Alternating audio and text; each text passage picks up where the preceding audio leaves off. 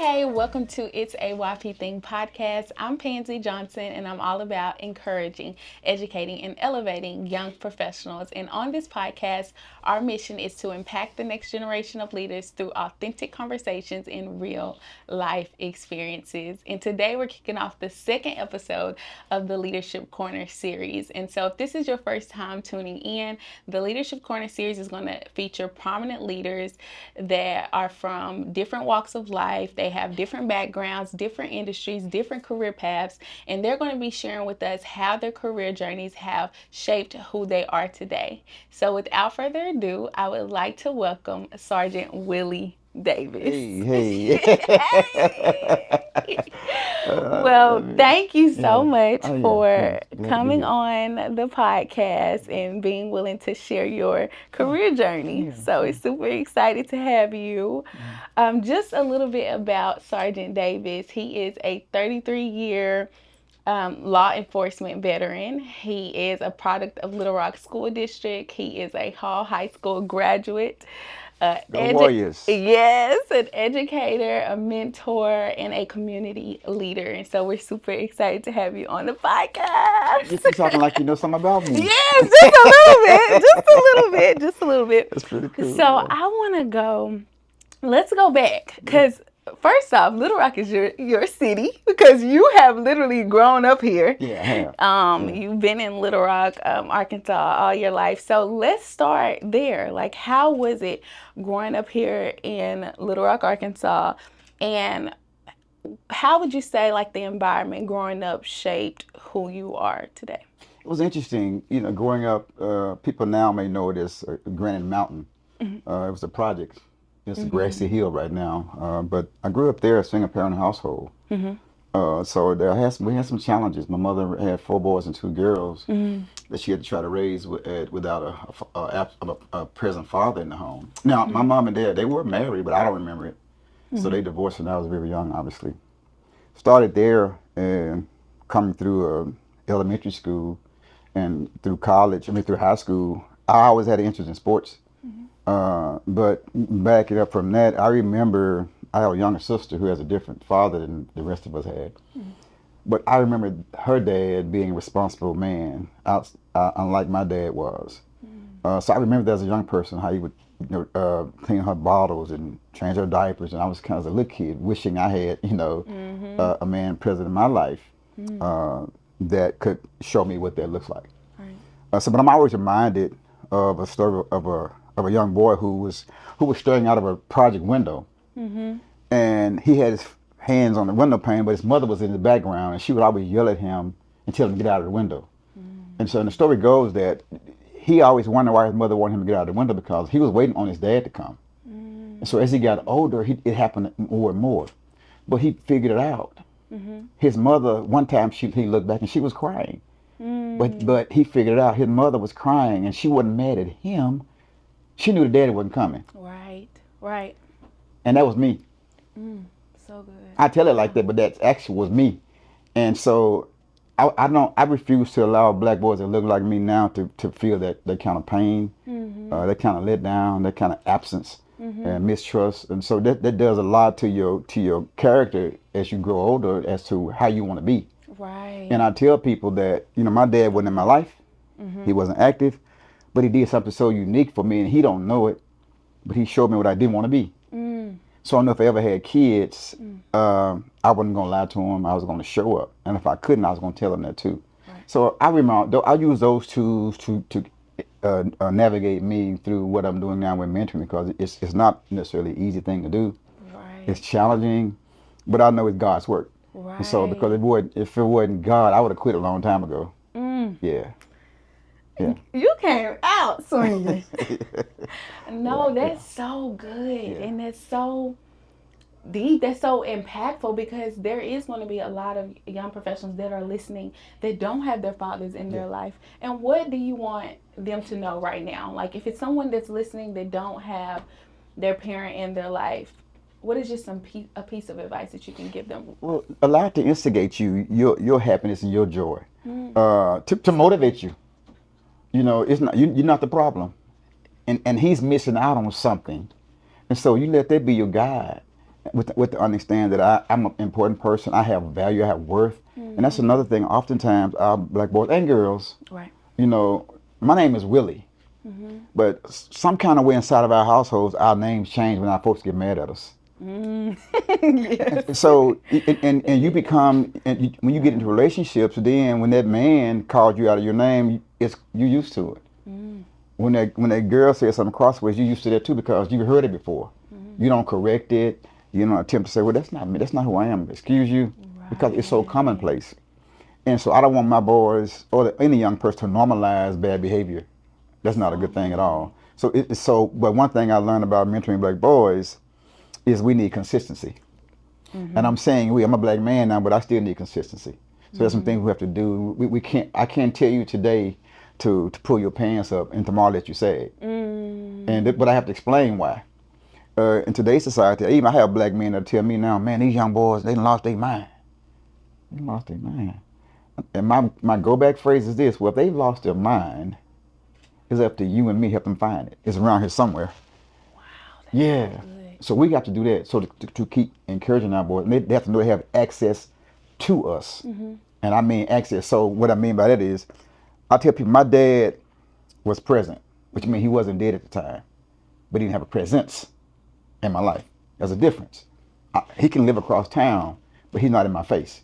We have to have a presence in our boys and girls' lives to be the difference. Good. Having that presence. Yeah. And I think too, even having that presence, setting that standard. Yes. Right? Like a lot of times the youth, they do what they see. Right? What they mimic. And I would say I heard a saying that social media is raising the kids. Oh yeah. That's true. Because they're always on social media. So and it's so much out there that they're already exposed to. So who is there to show them, to show them the right path and also show them how they should be treated. And I like that you talked about, like, if they're hearing that in the household, they're hearing these things as they get older, they think that certain behaviors are okay. Yes. When it's not. And the irony in all that is social media is named wrong. It's not social. You're just doing this. You're not talking to nobody. Right. It's not social. But we call it so. Kids nowadays, because of social media, they don't even know how to communicate correctly because they doing this. I've done it time and time again. Young man, tell me, give me 5 things about you. Then I say, text it to me. Yes. Wow. Yeah. And that's not all of our boys and girls, because some of them don't do that. But by and large, it's an issue. It's an issue in our schools. Everything has to be. And the sad reality is this: our kids are getting more likes on the phone than they getting love at home. That's a problem, because we're doing it for likes. More likes on the phone than love at home. It just came to me. It's a fact. It is. Yeah. It's a fact. And you touched on something too, just that I wanted to highlight. Like, even with COVID, I seen this. With COVID, when they were coming out of COVID, I had read something that a lot of kids were dealing with social anxiety. Yes. Like, not knowing how to communicate with someone face to face. That's right. Struggling with that. That's why you see a lot of fights, arguments, And so I've gravitated to what I call thought control. Let me break it down for you. So society talks now about guns, and they're horrible too. But there's a lot of things that takes place before you put your hand on a gun. And it starts up here. If I don't like you, it starts up here. If I want to do something to you and plan it, it starts in my mind. Right. Now, the next point is anger. So now how do we regulate that? Because what's in here gonna come out of my mouth. Right. I'm gonna call you out your name. I'm gonna say something. And the next words that come out of my mouth, usually for our black boys and girls in this city regarding homicides, is I'll kill you. And now there's the gun. So there's steps into this thing. And the first thing we want to talk about is gun control. Well, we got to have mind control. Yeah, you got to control this. So good. Yeah. If you don't control your mind, your circumstances ain't going to change. Your conditions or circumstances are not going to change if you control this. I can't raise my right hand unless my Right. yeah. And when you put it to kids like that, raise your right hand, don't raise your left hand, and they'll do it. How did you do that? How? Well, this. That's how you did it. But that same mind that you used to say, I'm sorry, I apologize. It's the same mind, unfortunately, people use to kill somebody. Wow. Yeah. That made me even think how many people that, or just young people, because that's what we're talking about today, really the younger generation coming up that you've seen that are dealing with that mental health. How is that impacting them? And you're right, dealing with it. Dealing with. And when I think about the word dealing, I picture cards. You dealing cards. And they're trying to manage a deck of cards here. And they never played cards before. I can't play spade. I don't know how. Yeah. That's a problem for me. Black History Month. Happy Yeah. Black History Month. Yeah. Somebody's going to take out black cards. So if I don't know how to manage it, what am I going to do with that? In my day, I'm 61 years old, and we had a village. We had the village for real. The principals live in our communities. The teachers live in our neighborhoods. The schools, I could walk to school. But now, the village is gone. And if there is a village, the kids feel invisible in that village. They're not seen. And what happens when they're not seen? They're going to do something to show us who they are and where they are. And they're going to burn something down. They're going to kill somebody. They're going to shoot somebody. We still here. So what do we do with that? Yeah, when we stop seeing them, they're invisible. And they're walking by us every day. Yeah, that's important. So mental health is real. And oftentimes, our go-to phrase to a kid that's acting out, they call them bad. I don't use the word. What's wrong with you? Well, the same thing's wrong with you. Use his age. It may not be as detrimental. But sit down, so ain't nothing wrong with you. What? You telling this kid that's in your classroom that's acting out a little to go sit down somewhere, ain't nothing wrong with you. But what you don't know is in his neighborhood last night there was a homicide. The man died in front of his house. And the bullets were so loud, his mother told him to get in the bathtub until the shooting stops. And you tell him to go there, ain't nothing wrong with him. Wow. And the reason why I talk about that like that, my first death as a young person witnessing or knowing about it, I was in elementary school. One of my classmates skipped school to go to a blue hole and he drowned. Never talked to a counselor. Counselor never showed up at our school. Leroy Noble was his name. Elementary school. That's number one. Number two, my best elementary school friend, brother got killed in the projects. He asked me a question. He said, Willie, man, is it more than one Bobby Smith? As if to be encouraged that wasn't his brother Bobby, that was another Bobby Smith. I said to my friend, yeah, that's another Bobby Smith, all the while knowing that was his brother. Oh my gosh. Yeah. Elementary school. We have no counselor talk to us about that. The way I'm telling you this now, it's still in me. No one ever talked to me about how that impacted us and how that made Gary feel. My friend who I'm telling you about, he died of violent death as a grown person while I was a cop. Yeah. So when you talk about mental health, it's indeed real. And oftentimes a lot of our kids, and that word is almost taboo in our culture, but it doesn't mean you're crazy. It means we need attention. Exactly. And if you look like me, and I've said this before, if you look like me, you need some counseling. We've been through a lot throughout history. Yes. We ain't crazy. We're not crazy. We need somebody to talk to. 100%. We need somebody to talk to. And I say this about the program that I coordinate with the boys on Saturdays. We offer them a space where they're loved, encouraged, and understood. That's what they need. That's what they need. Not judged, but encouraged and understood. So good. Yeah. So good. You touched on a lot. You touched on, the aspect of mental health. Not understanding. You don't know what a young kid is going through at home. And you even, you walk that road. So you're really able to relate to them on a whole nother level, that it may be battling with that may be staying in the projects. And like you said, in an environment that is unsafe, unhealthy, and they're trying to navigate through that young. I want to transition over to Okay. talk about a little bit about the OK program. So the OK program is our kids program. It's a national mentoring model for African American men and the youth and young men and boys. So I want to talk about that and why it was created, how it was created and developed, and what's the impact that you've seen since you all have started that program. Yes. Yeah, the OK Our Kids program, you're right, it's a national mentoring model for black men and boys. Mm-hmm. The program actually was implemented back in 1992. The sheriff deputy named Donald Northcross in California, but he's from Arkansas. Mm. He was born and raised in Ashdown, Arkansas, and a retired police officer. And he, one of them brothers that got tired of seeing black boys killing black boys, black men killing black men, and he thought to himself, somebody got to do something about this. His story is, one day he was in the house frustrated. He walked by his mirror, saying that same thing. Somebody got to do something. He looked in the mirror, and that somebody was him. Yeah. Wow. Yeah. So he started the OK Our Kids program with the idea that if I can get black men from the community, train them, responsible black men, get a police officer from a police department, get the chief, the city officials to buy into the fact that assign this police officer to this program, let him run it through the police department. You think about that.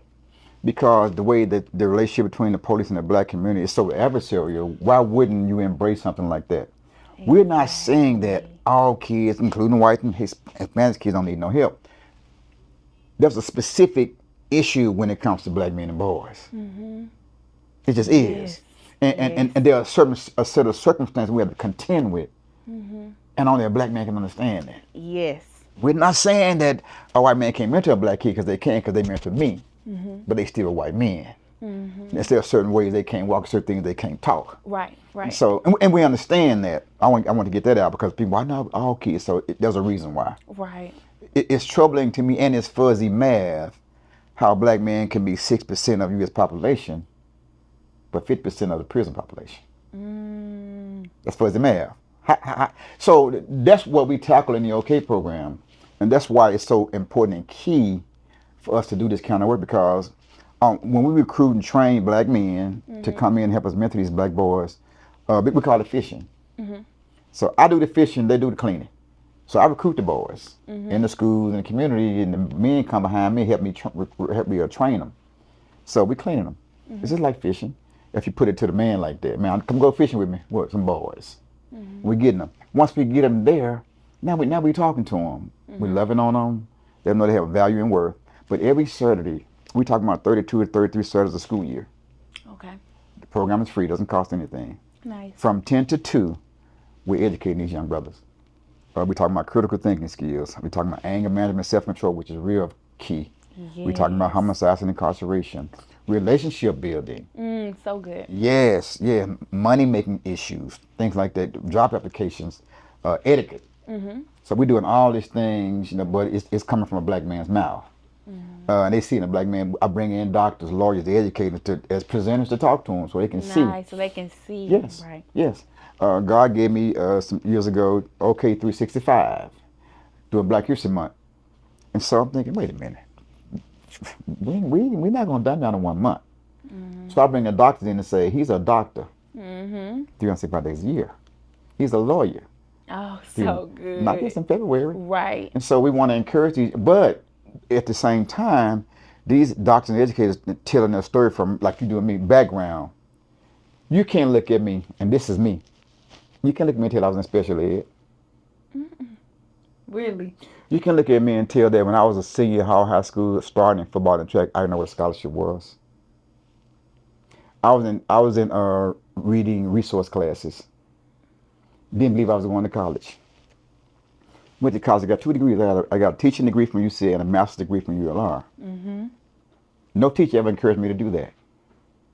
Wow. So you can't look at somebody and tell what they are, what they've gone through, and what they're capable of doing. Exactly. Yeah.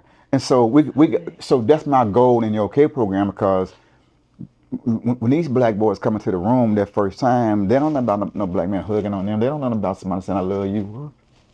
Man, Man, hey, Right. that's Yes. yeah. Right. But I don't get mad, but I understand that they ain't never heard nobody say it. Right.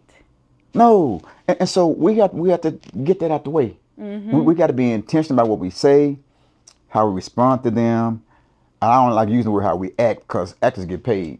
If you're acting a fool, you're working for free. We're not doing that. You're gonna be kind, be respectful, be Exactly. intelligent, yeah, be wise, be courteous, be compassionate. Right. Those things, and we put that in them, they remind you that you said it to them. So Yeah, good. let me stop talking. So no, I want you to keep going because Yeah. the program is so impactful. Yes. Yes. And I want you to talk about that. Like, Okay. has there been any moments that you can just remember that you have truly seen that impact? Maybe in a young boy's life. Did you ask me that before? Somebody asked me this the other day. And the question, Really? yes, they did. But I'm gonna tell you what I told them. Okay. They asked me, I know you got some stories that's really impactful. I said, I got a couple. I said, but there's one that really stands out because you never know who lives you impact. I was in Kroger store on West Markham. And this wasn't this year. It was a couple years ago. There was a black man with a little boy in the aisleway. I was just getting groceries. He stopped. He's about, come here. He told us, come here, come here. And he walking toward me as he say this.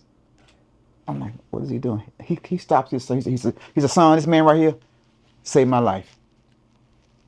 Didn't know him from Adam. He had hair on his face. He had grown up. He's one of my okay boys. Didn't know from Adam. I was like, wow, that. I'm thinking. Now, if I hadn't been in that store, I would never know that. But yes. So he had grown. He had a son. The boy looked to be like he 3 or 4, and told him, this man saved my life.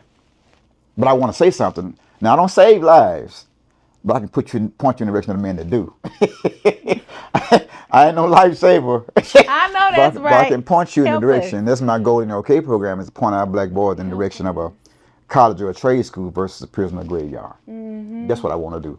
So those kind of stories is what, and then we got our first doctor OK program kid that's a doctor now in Texas. Really? Yeah, yeah. And so and it just, and he called. He said, Sarge, I want you to know, man. He said, y'all really probably need me in the program, but I need y'all. He was a smart kid. He went to Central High. So Yeah. And so I never forget stories like that. That's really, and there's a lot of them, but that one there, those two really stand out because I've touched a lot of boys since 2007. And I didn't tell you that I started running the program in 2007. But when I started running it, people thought that I had started the program. It was our latest program. So over the state and the country, when I would go to speak, because I speak all over the place, they would always say, he started the OK program. No, I didn't start the program. I thought I would go behind and say, I didn't, it's not my program. But the founder would tell you, if he died today, it's my program. I don't want it to be. But my point is, I was that ingrained in it. And people thought that I started the program because I ran it that well, just like that. And that's not toot my own horn. I'm saying that's God. I'm just the clay. He's the potter. And that's all I got to say about that part. I'm speechless Yeah. because I'm just speechless of just all the amazing work that you all are doing. Yeah. It's God's work. I'm telling you, it's and what I learned in this program is that I wasn't only mentoring boys. I was mentoring parents. You gotta unpack that. I was mentoring parents. I paid attention to that after a while, and the parents that I was mentoring were men, women, dropping these boys off, and it bothered me, because they pull up to the car with tears in their eyes, give me the look, and he did something again, and Sergeant Davis, I'm getting tired, and I tell him, you can't be tired. I want me to help you. I need your energy. Yeah, but I understood it. I understood why my mother was so hard on me and my brothers. I understood it. I understood how I'm still scared of her and she's dead. She didn't play. She didn't play.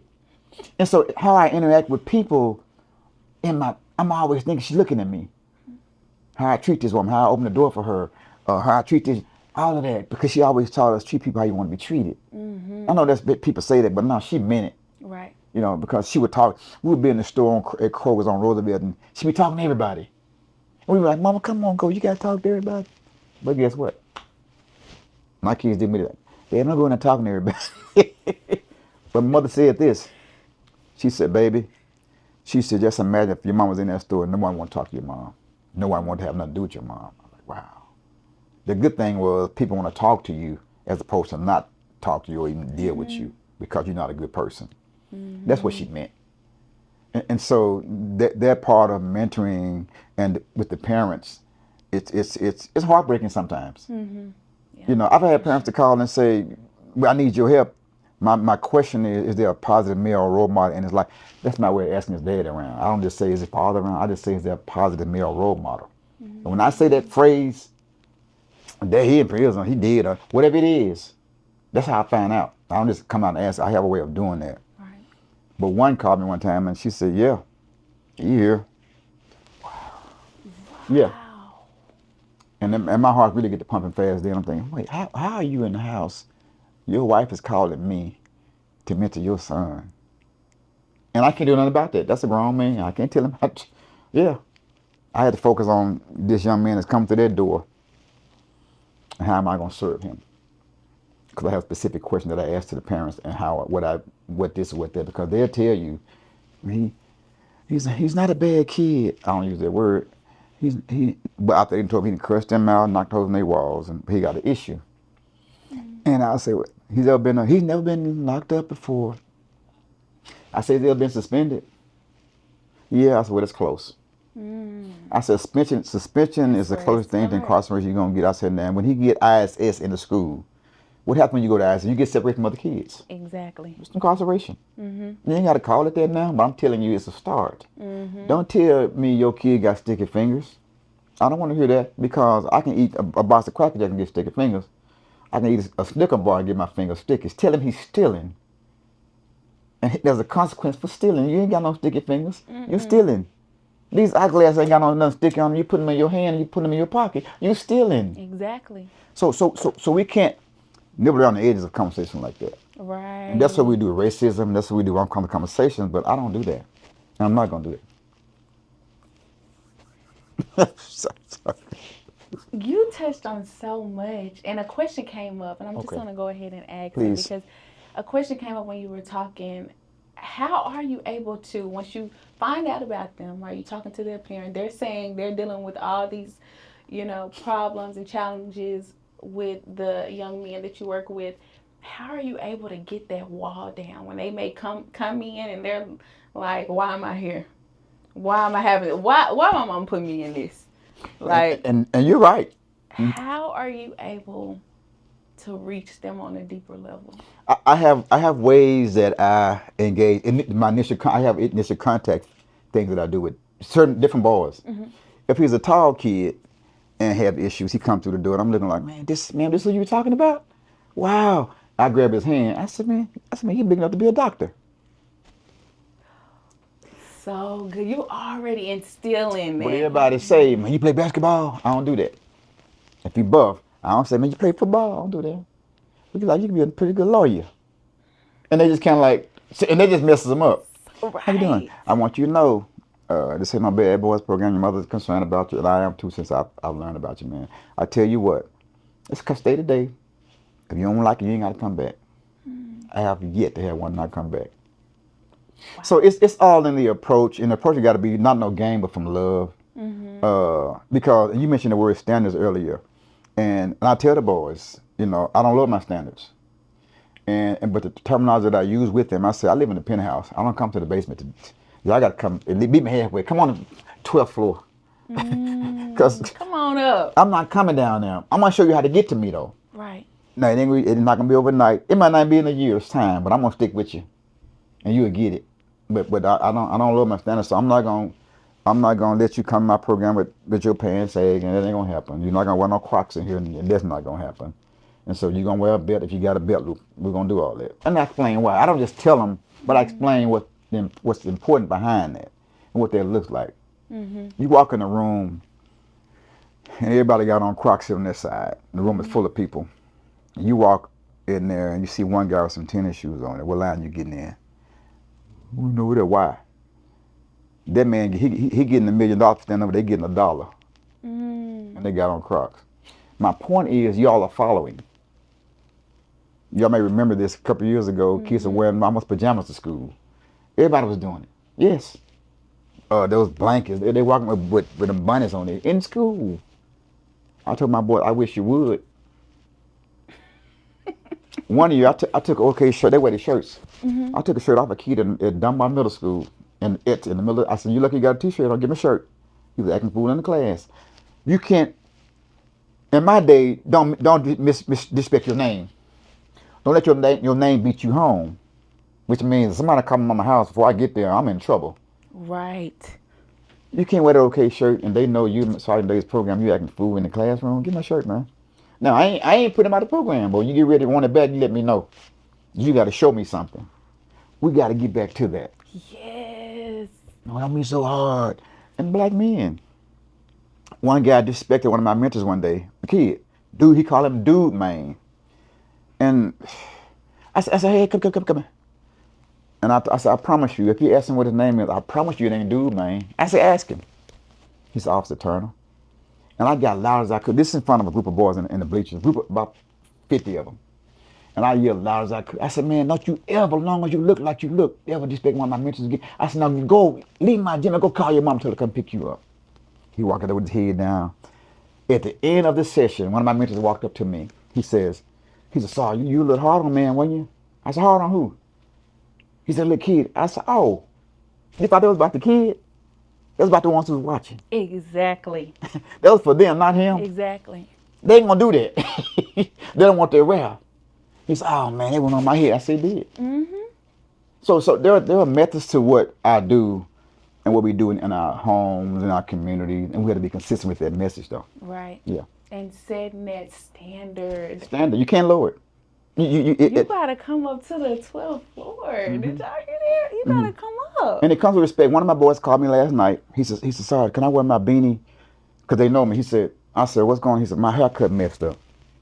I said, send me a picture. He sent me a picture of his haircut. It was jacked up. Oh, Lord. And I said, yes, sir. He double checked him. He said, sorry, did you mean I could wear my beanie? I said, yeah, you can wear it. When I got there before the boys this morning, because the boys be looking, I know they want, he got your head on. I explained. He was on when they called me and asked me about could he wear this certain thing. Well, the boy came with some holes in his jeans. Man, I lit him up. Then I called his grandma. Man, I ain't playing that with you. Right. So it's those kind of things, but it's from love. Exactly. You can't walk in my program. These two guys can't walk in my program. Man, pull your pants up. They went cussed out. They ain't poured into them. You got to pour something in to get something out. So good. I tell the boys, I mean, you can't go in no bank and get no money out of no account. You ain't put no money in. Right. That's called robbery. You going to jail. But if I put something in there, that's my money. I can take something out. Same way with them. So good. Put it on, take it out. You've been gems. You've been dropping gems. Good God. Yeah. Why do compassion, consistency, patience matter just as much as discipline when working with the youth? I think that's when you think about, when I think about compassion, and when I speak publicly, I talk about this, but I talk about what I need.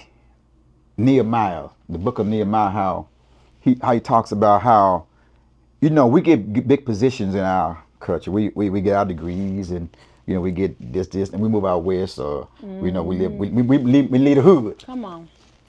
And I don't have a problem with that part. We don't even go back. Right, and help. We don't give back. Go out there and move, but come back and don't forget is that. Right. So if you remember, Nehemiah had a big position with the king, but he got the king's permission to go back to help fix their wall. We're not fixing no walls. We're not trying to do that. And because that's what, I can't see this brother walking down Bowman and he doing like this right here and just passing by and it's cold outside. Right. I got to, man, where you headed? He can tell me, man, I'm good. If he tell me that, okay. Right. But I can't walk by him. He like this right here. And don't let him have no baby, a child with him. No, you get in this car.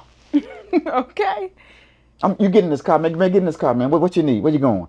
It's that kind of thing. But if we don't see compassion, we can't be compassionate. Right. So, why not? Come on, let's go. It's that. And the kids now, they like it because they get everything. Yes. And they ain't feeling sorry for nobody. Man, you better get my iPhone, get my game, man. What? They ain't trying to work for that. Mm. So it's key. I can't care enough for anybody if I don't have that compassion in me. So good. In law enforcement, they talking about sensitivity training. Mm-hmm. You can't train anybody to be sensitive. I can't. You can't train me to like him. It's got to be in me. Mm-hmm. Same with mentoring. Mentoring is this: getting a kid from point A to point Z. Mm-hmm. Now there's a lot of letters in the alphabet, right? Right. A kid could be awesome, make a bad B decision, or a bad C choice, right? A, Mm-hmm. B, C, Right. D, and he could die. Mm. All of them 3 letters I just used, I made a word out of them. But E, I can still encourage him. F to a future. So that's how I train the mentors. Each letter alphabet means something. Make it mean what you want it to mean. But we got to get to Z. Right. And Z not always a stopping point, Mm-hmm. just to get into that place. Right. So Yeah. good. Yeah. You touched a little bit on law enforcement. So I want to touch on that. Sergeant Davis, you spent 28 years with the Little Rock I did. Police Department. You Yeah. retired in 2020. And you still serve with the Pulaski County Sheriff's Office. With the OK program, you are also the supervisor of the school resource officers, the junior deputy youth program. I mean, you're very involved. It didn't stop. So I guess my question is, what did those lessons during that 28 years in law enforcement, what lessons did you learn during that time that really made you want to pour even more into the upcoming generation? Oh man, 5 years in, Mm-hmm. I wanted to quit. Really? Yes, not because I wanted to quit because I didn't like what I was seeing. Mm-hmm. That's not what I signed up for. And you got to understand, this was in 90, just before banging Little Rock, but it was 90, 91. They didn't want us on the force. I mean, I was part of the officers out there protesting with signs in front of the. Yeah, I was out there. I wasn't popular. Inside, cool outside, but in my own, yeah, no. So it was tough because when you start dealing with the racism, the disrespect, those kind of things, unfair hiring, or not hiring at all. Right. Well, a lot of that did mold me. And you say sergeant. The only reason why I became a sergeant because I didn't like the way the sergeant was treating us. That's the only reason why I don't care about no rank. I don't want to be no captain, lieutenant. I don't care about none of that. Nothing. I want to be me. And I allow you to say Sergeant Davis because usually I'll be like, look, my name Willie. We put some respect on today. Yeah, because people will see me at the mall, and they say, "What's up, Sarge? You know, and they don't mean no harm. I don't care about that. But still, I want my people to know that, man, I'm not a rank. So good. Just like our black boys who've gone to prison and gotten out are not a felon. You have a name. No, don't put that on your back. I've been in prison. I'm a felon. Man, your name is John or Joe. Right. But to get back what you were saying about the career. So I learned a lot, and through my career in patrol, learning some things, meeting people, school resource. I did that in the 90s, and then community policing on the bicycle. I don't complain. I have no complaint about anything I've done in terms of service with my positions. And then came the promotion part because I didn't like what they were doing. That's the only reason why I did it, and became supervisor over people, showing them what they look like to lead somebody. Right. And to do it the right way, not in a boisterous, with a current and compassionate way. And people appreciate, and that's not always popular in this line of work. You got to think about it. Historically, policing hadn't always stood on the right side of the law, but we don't want to talk about that. We don't want to talk about what that looks like, even when people see us now. Man, what's about the popo? Well, somebody might get mad. I want to know what's going on, man. What happened? Talk to me, because I know he ain't talking about Willie. Exactly. He had an experience somewhere, or he knows somebody that had one. Because just because they don't like the police, that don't mean they had a bad experience. But with me, they had a bad experience watching it on TV, nationally, or their uncle got already dead. Whatever it is, it might not impact them like individually, but They know somebody. Right. So what's wrong with me talking to them? Man, talk to me. What happened? What's going on? Let me see if I can help you out. May not, but I can hear them out. Exactly. Yeah, and not to make them feel like I'm just taking one side. No, there are two sides. Yeah, and we gotta always keep that in mind because there's a role that community play in this, and the law enforcement side of this that we play, and we got to make sure we always think about that. That's important to me. So good. Yeah, that's important to keep. And so, even with your career in law enforcement, and now you're dealing with the youth, was there any moments, and it probably was, but is there any moments that, because you grew up in the city as well? Yes. So, well, let me tell you, I'm glad you said that. I told you the projects. 25 years of my 28-year career, I lived in the inner city where I worked. I lived in the central neighborhood the whole time, my whole career. Whole career, I lived in. People thought I was crazy. I remember one day I was raking my yard, and a police officer drove by. He pulled up at the stop sign. I was just raking. I looked at him. He said, "Man, you do yards?" He couldn't believe I lived there. I said, "Yeah." I didn't even tell him. I just said, "Yeah." He didn't. His mind wouldn't make him believe I lived in that house. He said, "Man, you do yards?" I said, "Yeah." That's all I said. I just laughed and turned my back and kept on raking my yard. Because he didn't believe I lived right there. I bet right on Schiller. No, Summit. Right there around the corner from Premier Funeral Home. Right there. And I loved it. My son jogged in the neighborhood. I worked out in the neighborhood. I went to Uncle T's. Went to yes, I did all my stuff in that neighborhood. But that was on purpose. And people respected that. Yeah. And them being able to know and see that you are a police officer. Yeah. Only thing I didn't want them to do, they would come knocking my door a lot, ask for money. I don't do that. My wife at home. If you see my truck, and don't knock on the door. They wouldn't. They wouldn't. If they saw my truck, they would. But they didn't see my truck. They didn't bother her. And you mentioned my career. I got to tell you this because this is funny. Yes. 28 years with Little Rock, right? I retired June the 20th. No, July 1st of 20. Okay. Retired July 1st. Got married July 4th. Started the county July 6th, in that order. Yes. My wife was like, "Oh, you crazy?" Yes. Never had a honeymoon. Yeah, not right then. Yeah. Retired the 1st, married the 4th, and started the 6th. Yeah. What retirement? Right. What retirement? Right. You've been constantly working. Yeah. But that also shows me and tells me that you are truly passionate about what you do. Yeah. I don't be real clear about that. I've never been big on chasing bad guys, speeding in the car. I ain't never messed up. I'm a community type person. I like engaging people, problem solving, that kind of thing. Now I've had to arrest some people, but luckily for me, in my younger part of my career, I was still in shape. They wouldn't run from me. They were like, "Man, you might not even run. He gonna get you." But even when I did that, I did it with dignity and respect. It wasn't like I was, trying to do it, for a show or anything like that. But I would always talk to them and engage them, and even now, I'm talking about right now, I'll be seeing them. Man, I remember Office Depot the other day, just 2 days ago. He said, "Man, you remember me, do you?" I said, "No, help me out." That's how I do, because I'm old. He said, "Man, like you riding a bicycle." I said, "Yeah." He said, "Man, I said, "Man, that was you." I said, "How did I treat you?" He said, "Man, you were always cool." That's what he said. That's the other day. But I never knew who he was because he was staring at me like this, like, "Man, you ain't gonna get old, are you?" I said, "I feel it." Anyway. I love that. And it just shows like the impact that you've made throughout your career, but even obviously you've touched on the OK program, the amazing work that you all are doing there. I want to know, when you think about your legacy,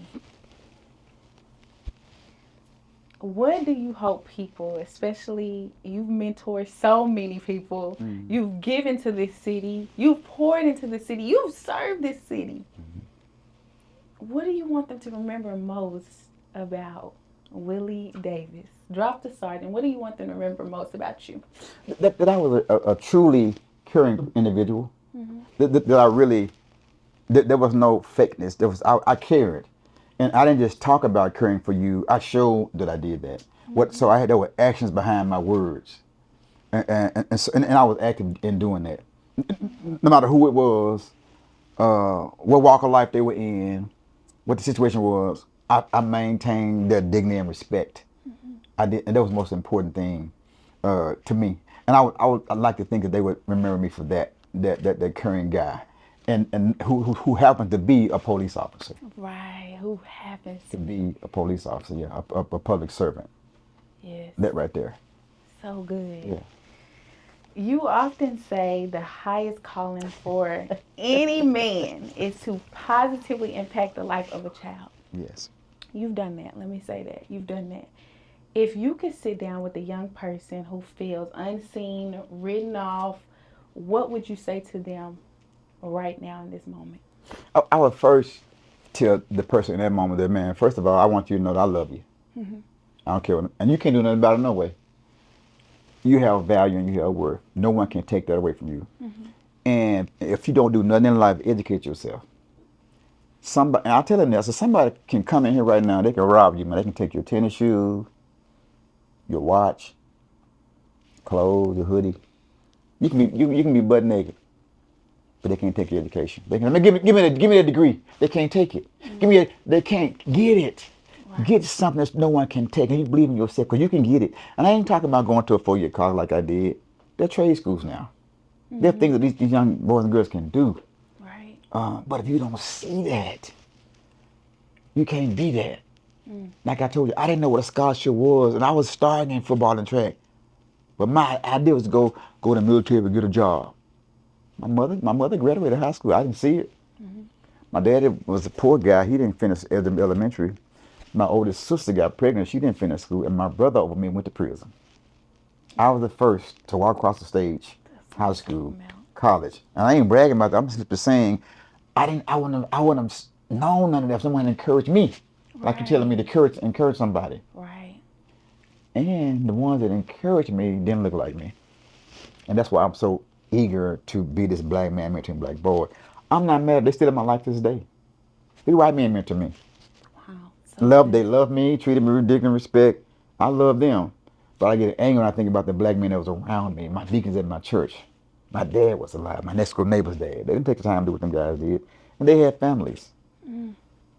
Young man, you can do this. But you can't allow yourself to get caught up at this day in what I call contaminated influences with your homeboys, homegirls, living high-risk lifestyles, guns, drugs, thinking you can get by. It's not going to work. Right. So You're going to make mistakes, but make new ones. Yeah. So good. I just want to say, wow. Yeah. You don't just talk it, you're walking it. Yeah. The impact that you're making, the lives that you're changing. And I just want you to know, continue to keep going, because young men, young boys, black boys, young men and women, we need that. This next generation, we need that. So just continue to do what you're doing. Thank you so much for coming and share with us your journey and all the amazing things you're doing. I do want you to share, like, do you all, does the OK program have a Facebook or any social media where they can reach out to you? They can, on my personal page. Okay. They had a Facebook page when I was at Little Rock, but I don't utilize it no more. But anybody want to contact me can get me on my personal page. Okay. Because most of my stuff is on my personal page. Okay. And I don't have a problem with that at all. In fact, most of them, they'll message me, and they have my work cell. And so most of the communications, people word of mouth, and they'll be like, "Can you talk to me?" It's kind of that kind of thing. And if they message me, and I know what it is, I usually call them, you know, and get in contact with them that way, because that's important. You said something, I was going to say something else, but I don't forget what it was. You were talking, I was going to respond to something that you said, but I forgot that quick. It's okay. It's okay. Yeah, It's all yeah. good. But I appreciate this opportunity Absolutely. to use my voice to encourage people, because our black boys and girls, they truly need us. Yes. I know that from that. Usually they'll ask, what are y'all doing for girls? You know, my response is, I say, I'm glad you asked that question. We're getting the boys ready for the girls. Y'all heard that? Yeah. I've been around speaking, you know, 'cause like through the state and across the country just speaking. And one lady did one time. She said, well, "What are y'all doing for girls?" I said, "Man, I'm glad you asked the question." I said, "Well, we're getting these boys ready for them. Right. You get responsible boys, to educate them, show them what a real man, or being a man. I ain't gonna say being a man looks like, Right. respecting themselves and other. Who wouldn't want that? Exactly. Yeah. That product delivered at their front door. Yeah. Yes. You ain't got something that carry on. Carry on. Carry on. Yeah. No, we need that. I We need it. need that. And more leaders. Yeah. And Yeah. like you said, it just, and I'm just say in general, yes, we need it with men, but we on both sides, men and women. That's you, right. You got to come up to the 12th floor. Yeah. Y'all Penthouse. To what? Penthouse. To the penthouse. Y'all heard it here. Sergeant Willie Davis. Phenomenal. You can get in touch with him directly through his social medias if you want to learn more about the OK program and how to get your child involved or how you can help support them. This is It's a YP Thing podcast. I'm Pansy Johnson. I'm all about encouraging, educating, and elevating young professionals. And on this podcast, our mission is to impact the next generation of leaders through authentic conversations and real life experiences. We will see you in the next episode.